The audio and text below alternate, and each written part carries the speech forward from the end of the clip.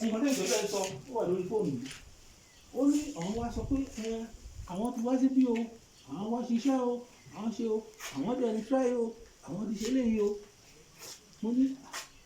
mi ò mọ̀ ẹ́ but somebody has mentioned pé ìwọ ni ó wà mẹ́sẹ̀ I don't have a problem with you at all as a person mo ní problem tí ìlú ní is structural ìyẹn dẹ̀ pẹ̀lú government between us and government will sort it out mo ní àwọn tó fi ẹ́ síbẹ̀ as far as I know is not government ADC ni so ẹ̀yin àti àwọn tẹ́jọ́ ń jà ADC yín wàhálà tí yín mà nìyẹn o is none of my business and none of the business of the town but there is only one thing that I will ensure money because nípàdé pẹ̀lú ADC lákòókò àti ìpàdé pẹ̀lú ọmọ ìlẹ́kejì a sọ wípé we will appeal to our youth pé no matter the anger like traditionally will say that there are times where you have to sit over your anger even when you are drinking tea pé ẹ gbọ́dọ̀ lọ finá síbẹ̀ yẹn o kò sí bí ń ṣe bí ẹ gbọ́dọ̀ pé bá ti ṣe yẹn yọ̀ọ̀yọ̀ ò nù àwọn kan sọ pé àwọn supporter kúnlẹ̀ kan wọ́n fẹ́ lọ ṣe kọ́ lè wá sọ pé àwọn lọ ṣe mo ní tó bá ti ṣe yọ̀ọ̀nà ò because the government calls me to an inquiry màá sọ pé mi ò mọ̀ ń pa ẹ̀ it is an action taken for which you must accept responsibility either kò jẹ́ àwọn ti kúnlẹ̀ o ọ̀dọ̀ jẹ́ àwọn yóò ti tìlú and on that I stand pé ẹ gbọ́dọ̀ lọ destroy then the other one came ìgbà tí pressure kan wá pé àwọn kan sọ pé Kúnlé gba 1 million or something lọ́wọ́ wọn tó mú lẹ́tà náà wá pé wọ́n ní kí wọ́n lọ kó igi tí ó bàjẹ́ igi rọ́bà tó ṣe ní àwọn ọmọ Ilé-Ifẹ̀ bù kan tí Ilé-Ifẹ̀ náà pè kí ṣe ilé òkè ń bá pé àwọn àgbà kan sí ń bá ní kọ́ọ̀tì ẹ̀ bá pé máa yẹn wá pé tí Kúnlé bá ti agree pẹ̀lú wọn wọ́n ní igi wó sílẹ̀ then bọ́ọ̀ kan náà tún join ẹ̀ bọ́ọ̀ tó wà níta òtún yẹn kí lórúkọ ẹ̀ bọ́ọ̀ pupa yẹn torí yẹn náà wọ́n fún un agreement náà Abbas pé igi wọn ń bàjẹ́ ń bẹ̀ wọ́n nù ẹ lè jẹ́ kán kó náà wọ́n sọ fún mi pé kì í ṣe igi tó ń bàjẹ́ o pé igi rọ́bà tó ọ̀nà tó fẹ́ lọ gé mo ní I will be opposed to that mo wá ní kò ń sọ kí náà sọ fún ló wá ní òun wọn ń pa ẹ ibi ìlàjẹ òṣèlú lọ́yẹ̀ ó ní but nǹkan tó wọn fún yìí pé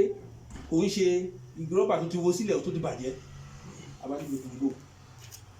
there and then ni mo pe Ilé-Ifẹ̀ ọ̀dọ̀ mo ní kábíyèsí ẹ pè wá we have to respect you mo dẹ̀ sọ pé I will ask it's not the decision I will take alone mo rò pé inú yín wà mí lọ́jọ́ ẹ̀ka pé it's not the decision I will take alone pé ṣùgbọ́n a ti wò ó a lè tún bèrè á pé àwọn manager ẹ̀ ṣètì àbí àwọn tó manager ẹ̀ ṣètì yẹn pé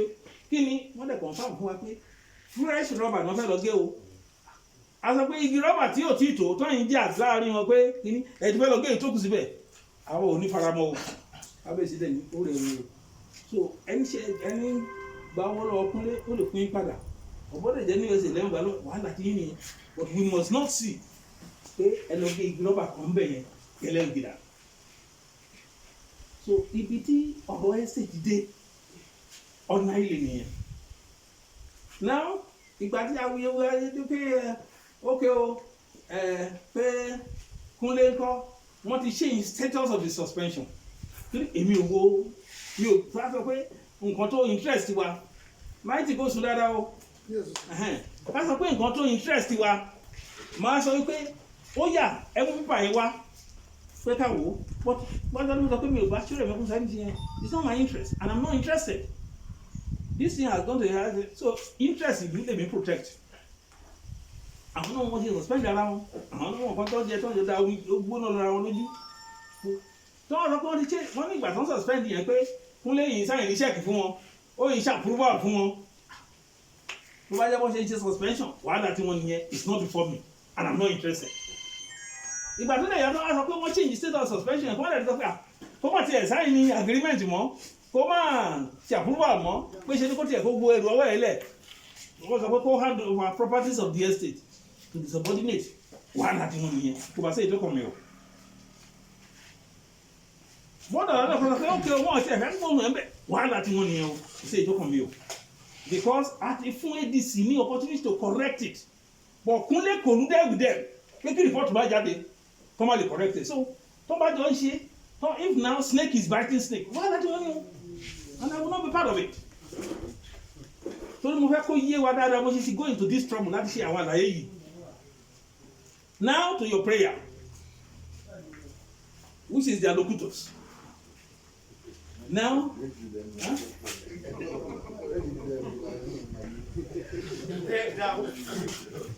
Sorry, you see?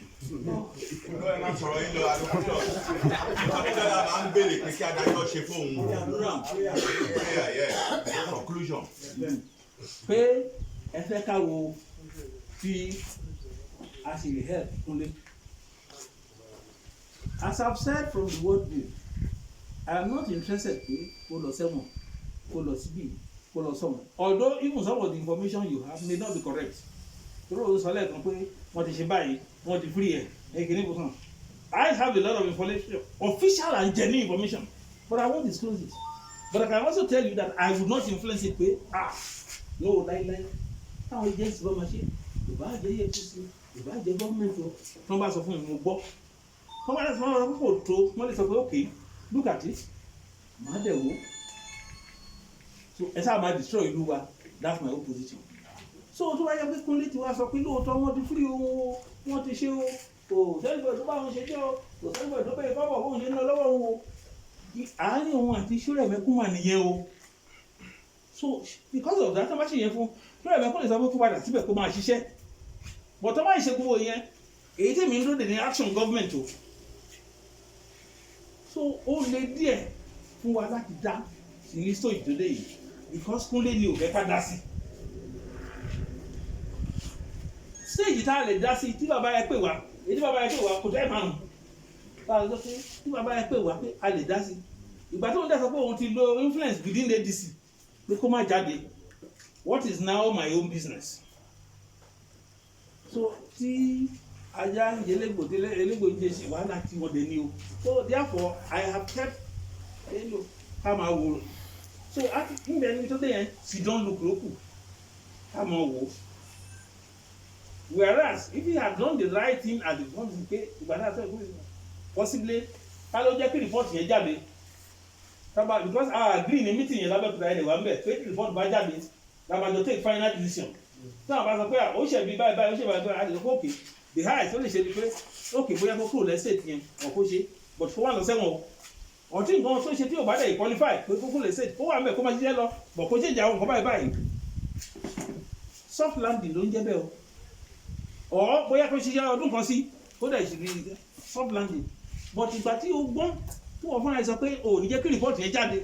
tó dẹ̀ ṣe láàrin yín láàrin kọ́kọ́ sí tí ò jẹ́ kó jáde tó kí ni business tèmi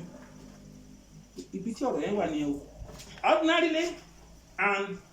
gẹ́gẹ́ bí àwọn ìgbìmọ̀ ṣe wà ń bì yìí mi ò rò bí ara ẹni tó máa sọ pé òun fẹ́ kí nǹkan burúkú ó ṣẹlẹ̀ sọ́mọ ìlú wa o ó ṣẹlẹ̀ sí Kúnlé o ṣùgbọ́n tó wáyé pé òun fún àìsí lọ fi kí bí ọ̀nà tán lè fi ràn lọ́wọ́ tó àbí tó bá ṣí tí wọ́n jọ ṣí ọ̀nà yẹn lọ́rọ̀ wọn la lè dá sí o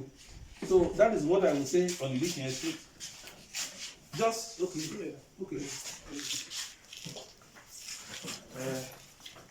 Ẹ ṣe àdúpẹ́ sà tó gbogbo àlàyé tẹ́ ṣe tó yé wa so tí mo wá fẹ́ sọ ní pé àwọn nǹkan tí ó ṣokùnfà wíwá ta wálé mi ni pé àwa náà àṣàláyè tójú bọ nǹkan tó ń ṣẹlẹ̀ níbẹ̀ yẹn èmi tí mò ń sọ̀rọ̀ yìí gangan mo lè sọ pé nǹkan tó bá máa ṣẹlẹ̀ lọ́la ní estate nínú ìrìn tó bá yẹ máa ṣẹlẹ̀ lọ́la níbẹ̀ nínú ìwọ̀n lọ́wọ́lọ́wọ́ yìí mo dẹ̀ ní àǹfààní láti mọ gbogbo àwọn directors wọn wọ́n mo lè ti bẹ́ẹ̀ ní kankan ní wọn sọ̀rọ̀ mo lè dárúkọ gbogbo wọn látòkè délẹ̀ ó ní kankan tí wọ́n hide sábẹ́ tí mo ṣe wòye pé tá bá gbé wá síwájú yín solution máa wà fún. kí ni nǹkan tó ń hide sábẹ́ ẹ̀. nǹkan tó ń hide sábẹ́ ẹ̀ ni pé bẹ́ẹ̀ ṣe sọ pé wọ́n jọ forí ń gbárí yẹn ló right but nǹkan tó ń hide sábẹ́ ẹ̀ sì ni pé ìlú àti nínú wọn ní oko ń bẹ̀ àwọn union wípé àwọn ní problem pé nǹkan tó ń sọ fáwọn ní pé tó ń bá dá padà síbẹ̀ pé àwọn pé oko yẹn máa bàjẹ́ pé wọ́n máa da oko rú nǹkan tí wọ́n sọ nìyẹn so wọ́n fi kọ́ wa lọ́rùn padà ni nǹkan tí wọ́n ń sọ gangan nìyẹn o so ìyẹn làwa ṣe ń wò ó bó ti ṣe wà náà wọn ìwé ta ti kọ lọ because nínú ìwé yẹn èmi kan wà bẹ́ẹ̀ tán kọ síbẹ̀ pé wọ́n gbọ́dọ̀ lé wọn kó ń bẹ láàrin 7 days ta kọ sí àwọn ADC so bí ìgbà tẹ́ pé wọ́n act lórí nǹkan tí a kọ wá but nísìnyí tí ọ̀rọ̀ dẹ̀ fẹ́ yẹ kó níyànjú tọ́díjọ́ wọ́n jọ ń ṣe ibẹ̀ ni àwọn táfẹ́ kan gbé ìgbésẹ̀ pé a fẹ́ change ibẹ̀ èèyàn ti mọ̀ yìí kó máa tabọ́ nílò máa tabá lè jò so nísìnyí tọ́lẹ̀ tìjọba ara wọn ń fà àbá tí kò padà ń sìn ṣùgbọ́n ìlú ẹ̀ wọ́n sọ wípé tó bá padà á kẹ̀lé torí tiẹ̀ ká jẹ́ kí iṣẹ́ wa kó má lọ síwájú so ìyẹn ni nǹkan tó wà fún yes sir. Now you can take your seat. Thank you sir. Showing whatever is their own internal decision, they can look for any convenient excuse because right now I'm not dealing with their level. Lọ́rọ̀ Lucy have gone beyond ADC because ìgbà tó ti mess ara wọn up we stepped up to government tó ní ADC fúnra ẹ̀ and ìyẹn ló dẹ̀ concern àwa so tí wọ́n dẹ̀ ń jẹra wọn lẹ́sẹ̀ ní lower level tí wọ́n wàhálà tí wọ́n wà nìyẹn o wọ́n lè wá parọ́ pé ìlú wọ́n lè sọ pé it's convenient pé ìlú ìgbà tó mọ̀ bẹ́ẹ̀ wọ́n sì jẹ́ kí rìpọ́ọ̀tù jáde it's because there is now infighting among themselves in fact vice chairman local government ó pè mí about a week ago ó tiẹ̀ tún sọ kíní kan pé wọ́n sọ pé wọ́n fẹ́ ṣèǹjì orúkọ ìlú ìṣìyàn ọba ẹ̀ ṣètò pé àwọn kan wá bá wọn pé wọ́n fẹ́ ṣèǹjì ẹ̀ sí Waterside Estate mo ní well wọ́n lè rò bẹ́ẹ̀ o ṣùgbọ́n from what I know of government I do not think there is a thing and after leaving him mo pe commissioner for agric mo pe SSG wọ́n ní border dash governor nìkan ní mi ò pè directly pé ta ló ń sọ yẹn pé ṣé rìpọ́ọ̀tù tó ìwà lọ́dọ̀ wọn náà yìí consider kiri lẹ́yìn ìṣe jẹ́ ìṣúná pé anybody who is the person inú òfin wa ṣe ń sìn lẹ́yìn náà àwọn kan tó pè mí wọ́n sọ pé yes pé wọ́n ti ń káwọn investor kan bọ̀ director wọ́n bọ̀ àti commissioner márùn-ún wọ́n bọ̀ ní Thursday tó kọjá ọjọ́ tí mo tún pé commissioner wọ́n máa kọ́ commissioner at least commissioner àgbàgbìrìkà pẹ̀lú wọn wọ́n yọ commissioner agbára yín mẹ́lẹ̀ dípọ̀ ẹ fẹ́ wá sí community wa ẹ̀fẹ̀ jẹ́ àmọ̀ wọ́n ń dá ló sọ wọ́n ní irọ́ pátápátá gbà pé wẹ́ẹ́ àwọn tó wu irọ́ kan máa sọ láti make ara wọn happy I'm telling you all of this. o tell me commissioner now àbí èdè rí wọn. ọ̀nà náà wá wo commissioners mẹ́ta action. wọ́n náà sọ pé wọ́n fẹ́ wá wo Illusion Estate pé wọ́n fẹ́ wá wo Illusion Estate bọ́n máa ṣe sọ di Waterside Estate. ọ̀nà náà wá wo. The commissioner of agric told me so ìgbà tó sọ I don't need to talk to even SSG again so ríṣiríṣi ló ń sọ but I put it on something pé èmi ò wà interested in the downfall of Kunle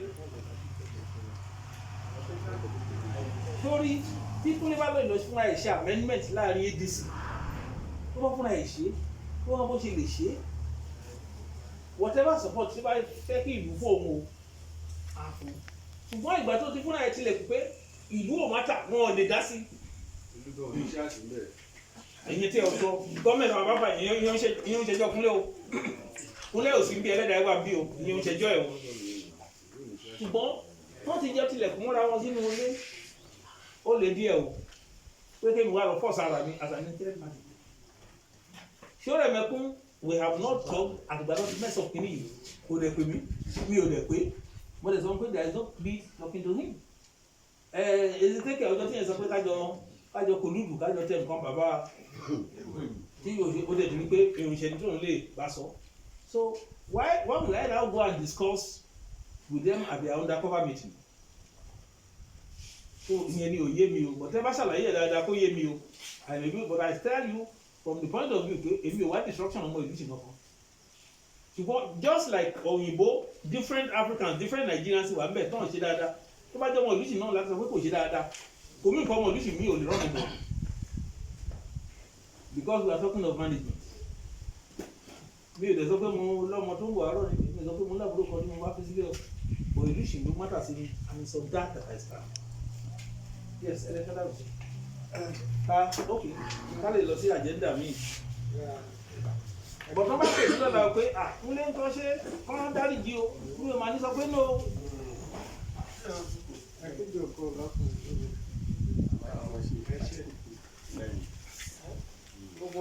wà lẹ́yìn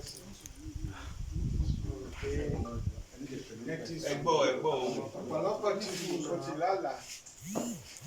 nítorí ọjọ́ ọ̀la because ẹ̀yin ní complainant ẹ̀yin lẹ gbéṣẹ́ lé wa lọ́wọ́ láti ṣe láti bẹ̀rẹ̀ iṣẹ́ nísìnyí àwọn atẹ́gbéṣẹ́ lé lọ́wọ́ pàpà àwa di ọ̀tá yín pàpà tàbá fi ẹ̀yìn dáhùn tó bá ṣe torí pé ẹ̀yin lẹ gbé ọ̀rọ̀ sí wa láyà ẹ̀yin kárọ̀ yìí lọ́wọ́ gẹ́gẹ́ bí àgbà yìí nǹkan tá a bá lọ nìyẹn. torí bẹ́ẹ̀ tí ọkàn yín bá ti wálẹ̀ ó kù sí yín lọ́wọ́ kẹ́ mọ bẹ́ẹ̀ máa ṣe di ẹrù yín kẹ́ tì síwájú àwọn àgbà náà mọ̀ lónà lọ́wọ́ tán bá lè kọ́wá lẹ́tà tán bá lè ṣe fún ọ̀rọ̀ tí gòkè àgbà àti pé meeting ní oṣooṣù yẹn kí adélé kó máa wáyè tàbí ètò bá bọ́ sí holiday tó yẹ pé èèyàn lè wálé kó máa fi meeting hàn lájọ máa gbọ́rọ̀ ara wa ká má jẹ́ pé ọ̀rọ̀ lọ́balọ́ba ti tì wá sẹ́gbẹ̀ẹ́ kan tá a bá ń ṣe meeting ẹ̀gbọ́n nǹkan tó ń lọ ẹ̀gbọ́n nǹkan tó ń bọ̀ a máa gbẹ́ lẹ́nu ọkọ̀ ìlú abalẹ̀ dáńtì. ẹ má bínú ebi lè ń pa mí mí lè dìde o ẹ má bínú o ebi ti ń pa mí. ṣe ń ṣe dẹ́ máa sọ́ọ̀fù yìí. ó máa sọ́ọ̀fù rẹ̀ ẹ̀ ṣì mo rí wọn fún ẹ̀wọ̀n jáde ọ̀rọ̀ tí bọ̀dá sọ lẹ́ẹ̀kan yẹn díẹ̀ lèèyàn máa ṣe ní nǹkan oníkan aláàjì má fẹ́ bí mi ní question kan èyí bọ̀dá yẹn láìkí ọ̀rẹ́ yìí àgbàlagbà ní kẹ́ má bàa lù ú ta ní èsì wọn ṣàìlè ṣe ń lùtẹ̀ náà. wọ́n wà lẹ́nu bó bá lù ú wọ́n máa ṣe bí ìyẹn wọ́n lù lẹ́yìn. tí mo kọ́ fún sọ mo mọ̀ fọwọ́ lè ṣì wọ́n ìbàjẹ́ débẹ̀. ó jẹ yìí. náà nǹkan tí mo try àti sọ máìsì tí ó kàn sọ pé òun láìkí Kúnlé ìwọ ló kó ẹgbẹ́ ìjọ. ènìyàn làwa ni. mímọ̀ kọ́ làwa lè rò lórí ìlú. mo sọ lẹ́ẹ̀kan pé o lè ní àwọn èèyàn náà ṣe sọ fún ìtumọ̀ ìjà ìjà wẹ́pọ̀ Kúnlé àfi ẹ jẹ́ accountant wọ tẹnu ẹ ti fẹ̀. èmi ẹsà jẹ kó ń rìkọdù lọ́wọ́ pé ó lè tẹ sọ yẹn máa rìfáìsì ẹgbẹ tó kúrò bí yìí o ẹyà rìfáìsì ó rìkọdù lọ́wọ́. ìfọ̀sí mo mí ìyẹn mi ò sọ pé ó lọ gbé bọ̀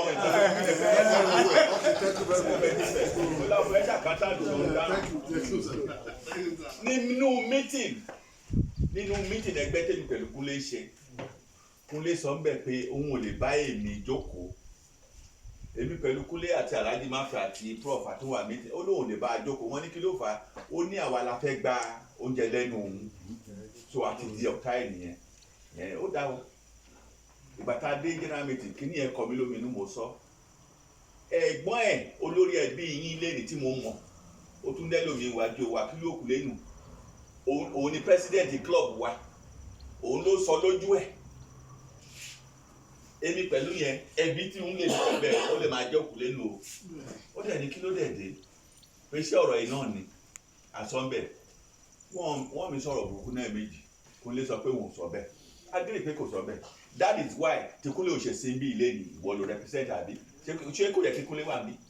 wọ́n ń fárí olórí lẹ́yìn ẹ̀. tí bọ̀dọ̀ bá invite oyin kó wà. He was invited. ẹni sùúrù iṣẹ́ náà ń fà síwájú tẹ́nìkan fà sẹ́yìn ẹ̀yìn ọ̀gbẹ́ni tó lọ ìbòbò pọ̀ eléyìí nígbà tí kò kì í fẹ́ máa wá sí meeting ní ìjọ ẹ̀ lọ́hùn mo sọ fún mo ní kò lè gbọ́ ní mo sọ fún bòbò pé tí wọ́n bá máa sọ̀rọ̀ lójú ẹ̀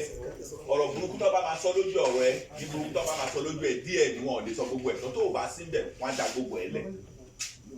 òun ló ṣe padà torí ó ní tó o bá dé meeting nǹkan tó máa ń sọ nípa òun láìpẹ́ lójú òun kò dẹ̀ ń ṣe tó ń fẹ́ bájà respect náà ṣe ń pè yẹn òfin ń ṣe bóyá kò máa wá sí meeting tó bá máa sọ̀rọ̀ ẹ lójú ẹ ìbá díẹ̀ náà lè sọ ní èyí tí ò da èyí tó kù yẹn wọn á mú pamọ́ bọ̀ tó o bá síbẹ̀ gbogbo nǹkan tó o ṣe àti èyí tó o ṣe ọ̀nà máa sọ. We are talking about Kúnlé and ever since that day tí ọ̀rọ̀ ẹ ti jáde Kúnlé ò máa bá anybody jókòó ṣe meeting kankan àfi bóyá group yìí. I expect that somebody tó bá jẹ́ ọ̀rọ̀ Kúnlé, most of us here, not all everybody agree pé pinpoint ọ̀rọ̀ ìjókòó tá ìjókòó lẹ́yìn tá à ní kánjú ó ní ọ̀rọ̀ Kúnlé and it's not here. Ẹ wá lọ jábọ̀ fún àbí it's alright. Having said that, ẹ̀yin náà kò ń ṣàgbàlagbà nìkan ló sọ ọmọdé kì í sọ o. Wọ́n ti ní tí òjò bá ká bàbá àtọmọ mọ́ àbà bí bá ẹ ṣe mi sọ̀rọ̀ ọmọ ẹ ṣe máa sọ o. Ayé àtijọ́ náà sọ pé àgbàlagbà kan ń sọ̀rọ̀ ọmọdé ò ń sọ o. Bẹ́ẹ̀ ṣe ń sọ náà làwa náà sọ. Òjò ti ká ẹni mọ́ àbà. Everybody máa sọ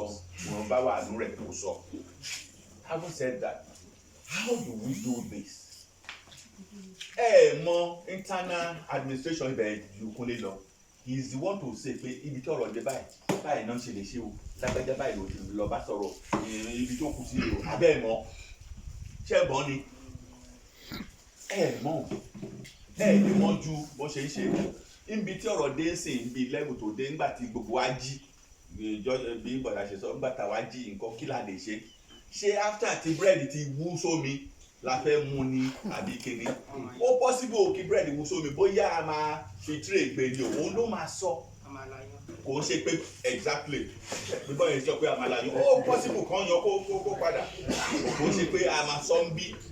ọ̀rọ̀ òkèlè kẹ̀kẹ́ balẹ̀ kan sómi dẹ́kan ó sábà máa ń lé ni. Ìṣe la máa gbé ẹ̀ṣẹ̀ gbé ẹ̀ wá lọ bá ẹ̀ṣẹ̀ máa sọ fún un. Ẹ jẹ́ kí n sọ fún yín ṣe ló ta mí lára. First time èmi pẹ̀lú prof àti àlọ́ nígbàdéyà that was the very first time tá máa pàdé Kúnlé ní ọ̀dọ̀ action kíra wa ìgbà tó máa di lálẹ́ àpàdé lọ́dọ̀ àdé ìgbà tí mo délé mi nìyí mo ní ó máa ṣe láyé mi ṣe Kúnlé ló jẹ́ ẹni tí àjọ ń wọra lẹ́wọ̀ kan báyìí lórí ọ̀rọ̀ kíni mo ti jẹ́ ọ̀tá Kúnlé is that right? Way forward lórí ọ̀rọ̀ Kúnlé ńṣe lẹ máa mú solution wá tí ẹ máa fi so àwọn àgbà lẹ́sẹ̀ kò ṣe solution tí ẹ rò ń bí yìí o administrative solution ni ẹ máa you need to go into it and find out ibi tó dé kọ́ kí ni wọ́n lè ṣe kò ṣe tí ẹ jókòó rò ń bí yìí o òun kọ́kọ́ ló mọ̀ ó mọ ibi tí òun ti tọ́ dé ó mọ ibi tí ọ̀rọ̀ wà. I can tell you for free you cannot hear everything. Lẹ́yìn Kúnlé the only person tó go in and out òun ni Ajere tó jókòó yìí and I know what I'm talking about. So tó bá sọ̀rọ̀ bí mo mọ̀ pé ó mọ nǹkan tó ń sọ mo dẹ̀ mọ̀ ìtumọ̀ because ibi tí wọ́n ti ń farọ̀ iṣẹ́ yìí ò gbọ̀n ọ̀nà méjì ni Ọlọ́run jẹ́ ká rí wàhálà ṣe náà fà wájú tó ń fà lẹ́yìn. Ọ̀gá Ṣórẹ̀mẹ́kún they want to get rid of him because tí Kúnlé bá ṣì wà bẹ́ẹ̀ àṣé wọn máa tú gbogbo nǹkan tó ń jọ ṣe ẹnìkan náà mú sìn náà ń sọ nípa èyí. Tó bá fagbó ṣé gbòòrò ní fagbó ni ṣé ìdùnnú Ṣórẹ̀mẹ́kún ni kí Kúnlé padà síbẹ̀ àbí Ṣórẹ̀mẹ́kún ò fèsì tiẹ̀ náà kò ní kan tó sọ nípa Kúnlé ni. Ìyẹn ti lọ. Ẹ ṣé púpọ̀ ẹ jọ. ẹ jọ ẹ má bínú ẹ kí wò ló ẹ dárí jù mí. ẹ jẹ́ òkúrọ̀ láyé. No. At times standing, at times standing. For me personally, mo ti bọ́lọ̀ ṣèlérí pé mi ní sọ̀rọ̀ kan bí lè pé má kàn tó bá ti bọ́lọ̀ ṣèlérí má sọ̀rọ̀ mama enjoy at least àwọn ìyẹn yẹn bá gbọ́ etí ẹ̀ àyìnlá kí n tún ká ọgbọ́n tàbí kí n tún ká ẹ̀kọ́ níbẹ̀ ìdí àwọn tó dé. But one thing that really bothers me ni pé Kúnlé tó jẹ́ the subject matter fúnra rẹ̀ he wouldn't have lose anything to be here today and on more than 6 occasions tó jẹ́ pé èmi fúnra mi pẹ̀lú bàbá Kúnlé fúnra rẹ̀ tí mo sọ pé pẹ̀lú ọ̀hún bàbá issue yìí ti kọjá ibi tẹ́lẹ̀ máa sọ pé àwọn èèyàn méjì mẹ́ta kan bá sọ̀rọ̀ ẹ sọ ni wọ́n fárú ẹ̀ lẹ́yìn rẹ̀ o ẹ jẹ́ kí Kúnlé náà kó fúnra ẹ̀ yọjú sí àwọn ẹ̀gbọ́n ẹ̀ yìí kí á jọ ẹ̀gbọ́n àṣìṣe kí ni o kò jẹ́ ẹ̀fọ́ tó ti lè ṣe ilé ìkàwé tó ti lè ṣe nǹkan tẹ́lẹ̀ bá a ṣe ń sìn ní soft landing but kò sẹ́ni tó bá lọ bá Kúnlé béèrè soft landing ní Abẹ́òkúta without hearing something from Kúnlé on the first ground so that ìgbà tó bá sọ pé máa yọ ọkàn báyìí á sọ fún mi that is not the issue nǹkan báyìí la fẹ́ ṣe Kúnlé ṣe débi pé ọjọ́ kan ojú ẹ̀ ni that's why I'm saying this issue today mo dúró mo ń lọ mo bọ́lẹ̀ pé kí Kúnlé mo bá pé kí Kúnlé ní ìṣẹ́gbẹ́ Kúnlé wọ́gàn mi mo lákọ̀ọ́ attention ẹ̀ sí jọ ẹ̀ ó dẹ̀ nígbà tó ń kúrúkú ń ṣe ní ọ̀rọ̀ ìlú yìí sí nǹkan lókọ́sì orúkọ mẹ́rin mo níbi sim life I don't lose anything but màá sọ fún yín bí ilé ní pé mo pẹ̀lú ẹni tó originate bí Kúnlé ṣe débẹ̀ yẹn mo pẹ̀lú ẹni tó originate bí Kúnlé ṣe dé state yẹn àmọ́ champion ẹ̀ ìjọ ta lọ tí prof sọ sí pé ẹ̀ǹdẹ́ lájà ìbú àwọn kìíní àwọn mẹ́rin la originate èmi prof Délàjà yìí àti Ọ̀ṣípìtàn ta kó àwọn baálẹ̀ ta ṣe gbogbo ẹ̀ ta lọ the first person tó máa kọ́ insult wa gan tó máa kọ́ sọ pé ká ṣọ́tọ̀ mouth wa ṣífòkú lẹ́nu ni ìjọ ẹ ni ṣọ́ọ̀tì mi sọ pé kọ́ wo ṣífòkú lẹ́nu wà láyé o òun ló kọ́kọ́ sọ pé kẹ́ shut up you don't talk to these people like that ibẹ̀ ni Délàjà ti sọ pé kí ló ní oúnjẹ tablet jẹ́ ọ̀rọ̀ àdúmọ́tò òun kọ́kúrò àwọn ọ̀hún they are close they are foolish so ń dẹ̀rẹ̀ wọ́n ìjọ ìníṣẹ́ ti bá sọ pé kọ́ pẹ̀lẹ́ o pé tá a bá ní ọmọ tó ní OND HND or BSc ní agric kékọ́ mu wá ní Monday òun àgbà ní Monday yìí tí Kúnlé bá wà ní ìsìn máa sọ lójú ẹ̀ Yes, no doubt about that. bí wọ́n ṣe gba Kúnlé síbẹ̀ nìyẹn ìgbà tí àwọn Oyèwẹ̀nù tí wọ́n fẹ́ gba ibẹ̀ yẹn èmi prof Délàjà yìí àti Ọdúntàn ńṣe lọ́tún rògbò wa tani àti gba 8 million which is 2 million each bí èmi ni mo gbowó ẹ mo lọ gba owó ẹ ní France unfortunately mo lọ sí US ńgbà yẹn àfẹ́ sọ̀rọ̀ ẹ̀dìjà ìjọ yẹn I'm sorry to say ibi tó sì yàn lọ́ọ̀ bá wà ń bẹ̀ that was the first occasion tí mo fi ever challenge dáàdi Òkúlé nìyẹn torí mo sọ fún bẹ́ẹ̀ mo ní appointing accusation figure against you mo ń táwọn ọmọ ẹ bá sọ orúkọ báyìí níṣòro yẹ ká ẹ sọ fún ọ pé àwọn ẹ̀gbọ́n yìí láti pẹ̀lú àwọn tó ṣe kí ní ẹjọ́ yìí mo dá sọ fún mo ní nǹkan tẹ́ ń ṣe yìí interest ìlú ṣe làwọn àyè fàájì fún kí ló fẹ́ sọ àwọn ṣe jù yín lọ torí ọ̀la làwọn ń wò we are foreseeing tomorrow thereafter ìgbà kan dà ṣèyẹn tán tó tún gbógun ti Kúnlé and 4 other gentlemen níbẹ̀ tí wọ́n fẹ́ sáàkì wọn òun sọ ń gbà wọn náà ti wà ní board olóhùn lè handle anything of such Délàjà ní òun tẹ mọ gbogbo àwọn tó wà involve yẹn àwọn àbúrò wa méjì tó wà níkọ̀gbẹ́ yẹn tí Ọ̀nì àwọn Olúga àti Sàtárù àti ọkọ àbúrò wa Albert Délàjà ní òun tẹ mọ anybody nínú wọn pé òun wà consign mo ní mo mọ̀ wọ́n ó ní ìwọ bá mi jẹ́ ọwọ́ ló mọ gbogbo wọn handle issue yẹn mo wá pè wọ́n Oyèwẹ̀nù wa bá mi lẹ́kọ̀ọ́ ó ní àwọn ti dìtámì láti sáàkì wọn ó ní corporation wa làwọn kàn fẹ́ mo ní kò pẹ̀lẹ́ o kì í ṣe àwọn mẹ́rin yẹn lè fẹ́ sáàkì Kúnlé nínú tájẹ̀tì yín ìgbà tí wọ́n bá sáàkì wọn ìyẹn àwọn mẹ́rin yẹn tí ẹ bá gba àwọn ìmíì síbẹ̀ àyẹ̀ wá sọ pé Kúnlé ò cooperate pẹ̀lú àwọn pé it's either kó fi wọ́n lẹ̀ or kí ẹ relieve Kúnlé pé based on that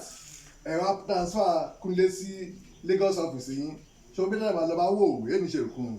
un ní target yìí nìyẹn àwọn oníkìí ṣe bẹ́ẹ̀ gba àfihàn pé ní nǹkan kí nìyẹn mo ní bẹ̀rẹ̀ wọn ní kò pẹ̀lẹ́ o mo ní tẹ́ bá lé àpọ̀nṣó náà márààrún yẹn ìyẹn Oyèwẹ̀nù mo ní tẹ́ bá lé ẹyọ àpọ̀nṣó náà márààrún yẹn o mo ní ẹ máa rí ibi tó dáa jù ní rọ́bà yẹn iná máa jó bẹ̀rẹ̀ ní mọ̀bí tí náà ti wá oníhà onílé tẹ̀yẹ̀ mo ní olè jù yẹn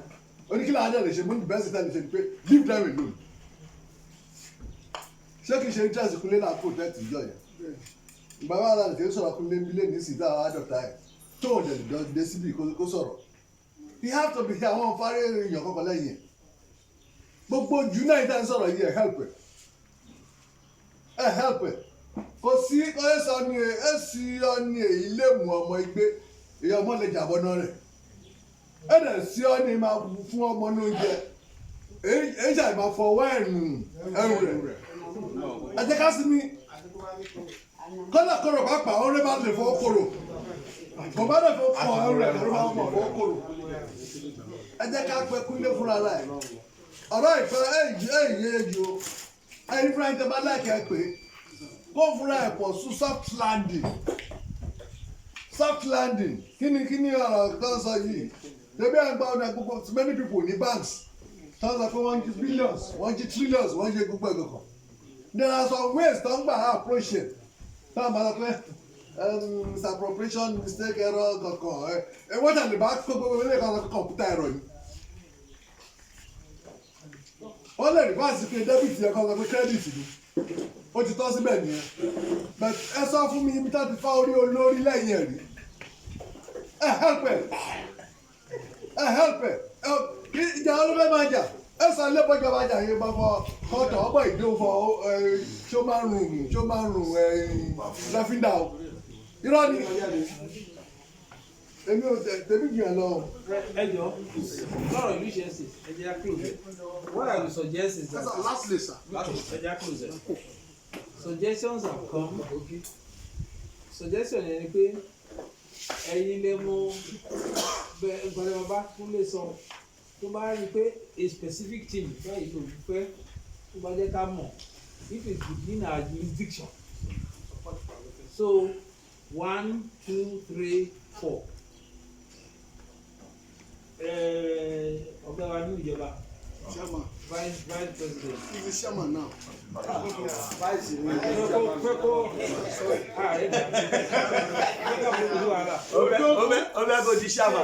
We can give you a few days. Ẹ bá sọ̀rọ̀ tó bá jọ agree pẹ̀lú yín kí n tó lè fún ẹ bá agree to be part of you. We can do a Zoom conference. Kí ọmọ ṣe ṣe Zoom. We understand that. Cost.